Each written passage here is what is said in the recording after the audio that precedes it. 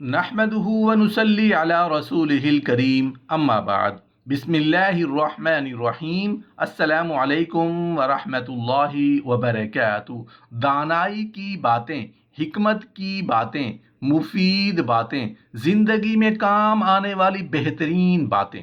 حضرت علی علیہ السلام سے کسی نے پوچھا کہ یا علی، میرے دل پر بوجھ پڑا رہتا ہے، میرا دل ڈوبا ڈوبا سا رہتا ہے، اس کا کیا سبب ہو سکتا ہے؟ حضرت علی علیہ السلام نے فرمایا کہ لوگوں کا مذاق نہ اڑایا کر، نہ لوگوں پر زیادہ غصہ کیا کر، اس لیے کہ جب تو لوگوں کا مذاق اڑائے گا تو پھر تیرا دل اس کا بوجھ سہ نہیں سکے گا۔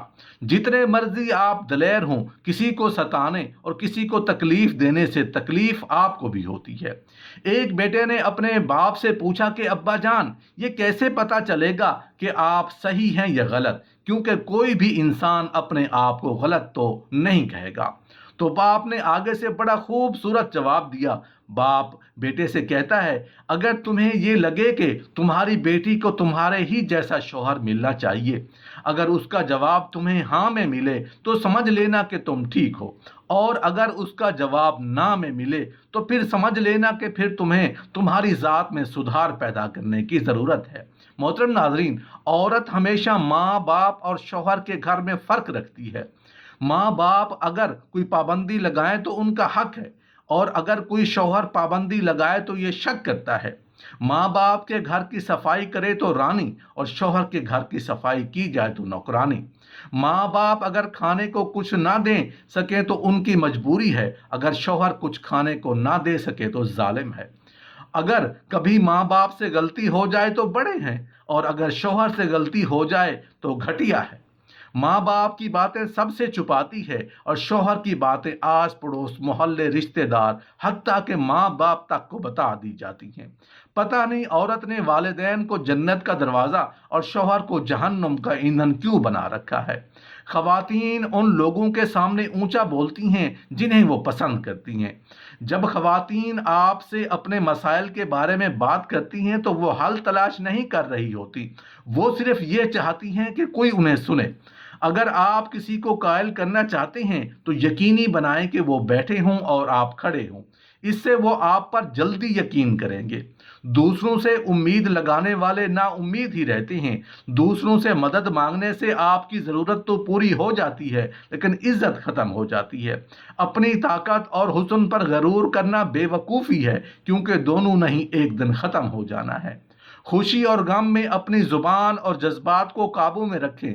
زندگی میں ہر شخص کو محنت کرنی پڑتی ہے، لیکن جو جوانی میں بھرپور محنت کرتے ہیں انہیں بڑھاپے میں خوار نہیں ہونا پڑتا۔ سختی کرنے سے رکے ہوئے کام جلدی مکمل ہو جاتے ہیں۔ اگر آپ چھینک کو دبانے کی کوشش کریں گے تو آپ کے سر یا گردن میں خون کی نالی پھٹ سکتی ہے اور آپ مر سکتے ہیں۔ آنسوؤں کو روکنے سے دل کے ساتھ ساتھ دماغ پر بھی دباؤ پڑتا ہے، اس سے گریز کریں، کیونکہ رونا آپ کی صحت کے لیے اچھا ہے۔ تکیے کے بغیر سونے سے کمر کا درد کم ہوتا ہے اور ریڑھ کی ہڈی مضبوط رہتی ہے۔ تنگ دستی کا آ جانا بہت جلد دولت مند بننے کی علامت ہے۔ رات کے وقت آندھی کا آنا مصیبت آنے کی علامت ہے۔ خواب میں اپنی موت دیکھنا عمر لمبی ہونے کی علامت ہے۔ بدن پر چوٹ کا آنا گناہوں کے کم ہو جانے کی نشانی ہے۔ طویل بخار کا ہو جانا اللہ کے راضی ہونے کی علامت ہے۔ سائل کا آپ کے پاس چل کر آنا اللہ کے راضی ہونے کی نشانی ہے۔ دھوکہ ملنا رب کی طرف سے سیدھا راستہ ملنے کی نشانی ہے۔ گھر میں بلیوں کا آنا کاروبار میں برکت آنے کی نشانی ہے۔ گھر میں مور کا اڑ کر آ جانا گھر میں رزق بڑھنے کی علامت ہے۔ گھر میں سفید کبوتر اڑ کر آ جانا گھر میں خوشحال آنے کی علامت ہے۔ گھر میں لال بیگ زیادہ ہو جائیں تو یہ نحوست آنے کی نشانی ہے۔ گھر میں چمگادڑ گھونسلہ بنا لے تو یہ آفتیں آنے کی علامت ہے۔ بلا وجہ پانی کی پیاس لگنا صحت اچھی ہونے کی علامت ہے۔ روٹی کھانے کے بعد گیس خارج ہونا طاقتور ہونے کی علامت ہے۔ صبح سویرے پیشاب نہ آنا صحت خراب ہونے کی علامت ہے۔ آدھی رات کو شدید بھوک لگنا فاقہ آنے کی علامت ہے۔ آدھی رات کو پیاس کا لگنا دولت آنے کی علامت ہے۔ دنیا سے دل لگ جانا اللہ سے دور ہو جانے کی علامت ہے۔ گھر میں بلی پاخانہ کر کے پاخانہ کو زمین میں دفن کر دے تو سمجھ جاؤ کہ گھر میں بہت جلد خوشیاں آنے والی ہیں۔ ہنستے وقت آنکھوں میں آنسو آنا نرم دل ہونے کی نشانی ہے۔ اندھیرے سے ڈر لگنا معصوم لوگوں کی ٹھوس علامت ہے۔ روٹی کھانے کے دوران چھینک کا آنا عمر لمبی ہونے کی نشانی ہے۔ کامیابی بازاروں میں نہیں بکتی بلکہ انسان اپنے عزم اور حوصلے سے حاصل کرتا ہے۔ نئے دن کے ساتھ نئی طاقت اور نئے خیالات آتے ہیں۔ منزلیں سپاہیوں کا استقبال کرتی ہیں، بزدلوں کو راستے کا خوف مار دیتا ہے۔ زندگی مسلسل جد و جہد کا نام ہے، کیونکہ اللہ جل شانہ ہر پرندے کو رزق دیتا ہے مگر اس کے گھونسلے میں نہیں ڈالتا۔ محنت کرنے والا اللہ کا دوست ہے۔ بہترین لقمہ وہ ہے جو اپنی محنت سے حاصل کیا گیا ہو۔ کمزور انسان گلہ کرتا ہے کہ حالات ہی ایسے تھے کہ میرے خواب چھن گئے۔ بہادر انسان کہتا ہے کہ انہی حالات نے مجھے خواب دیکھنے پر مجبور کیا تھا۔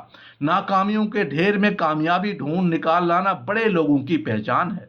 ہاتھی کے دانتوں کو پیس کر جلد پر لگایا کرو، جلد چمکدار ہو جائے گی۔ محنت اور برداشت کامیابی کی چابی ہے۔ پودینے کی ڈنڈیوں کو چبانے سے جوانی آ جاتی ہے۔ پتھروں کی چوٹ ہر پھلدار درخت کو نصیب ہوتی ہے۔ محترم ناظرین، جن لوگوں کا دل ٹوٹا ہوتا ہے وہ بہت زیادہ تکلیف میں ہوتے ہیں، چاہے کسی کے چھوڑ جانے پر یا ان کو کوئی ایسی خواہش جو پوری نہ ہو رہی ہے۔ زندگی میں کوئی اور معاملہ ہے تو ان کو میں ایک بات کہنا چاہتا ہوں، وہ یہ ہے کہ آپ اپنے آپ کو خاموشی کی عادت ڈالیں۔ اس کی وجہ بہت بڑی ہے۔ آپ نے یہ بھی جان لینا ہے کہ آپ کو کس کس مقام کے اوپر خاموش رہنا ہے۔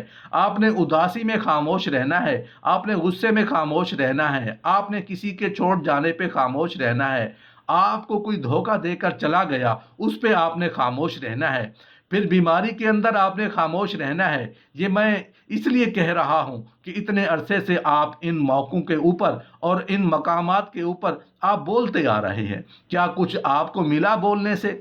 کیا آپ کے بولنے سے یہ چیزیں ٹھیک ہوئیں؟ کیا بولنے سے آپ کی تکلیفیں کم ہوئیں؟ کیا کچھ نہیں ملا آپ کو؟ آپ اللہ پاک کی ایک بات مان لیں، اب صرف اللہ کے لیے خاموش رہ کر دیکھ لیں۔ آپ نے سب کچھ کر کے دیکھ لیا تو کچھ نہیں ملا، تو اب اللہ جل شانہ کی مان کر دیکھیں، پھر آپ کی تکلیف کیسے کم ہوتی ہیں۔ محترم ناظرین، عورت اگر مرد کے جسم کے دو حصوں پر نظر ڈالے تو سمجھ جاؤ اسے مرد سے محبت ہے، آنکھیں اور پیشانی۔ شادی شدہ عورت جب کسی مرد کو پسند کرنے لگتی ہے تو تین کام لازمی کرتی ہے: اس مرد کے سامنے اپنے شوہر کی برائیاں کرنا، اس کے سامنے بن ٹھن کے آنا، اس کے ساتھ تنہائی میں ملاقات کرنا۔ محترم ناظرین، عورت کو چاہیے کہ جب شوہر قریب آئے تو دو کام فوراً کر لے تاکہ شوہر خوش ہو جائے۔ مسکراہٹ منہ پر سجا لے اور اللہ کا شکر ادا کرے تاکہ اللہ برکت ڈالے۔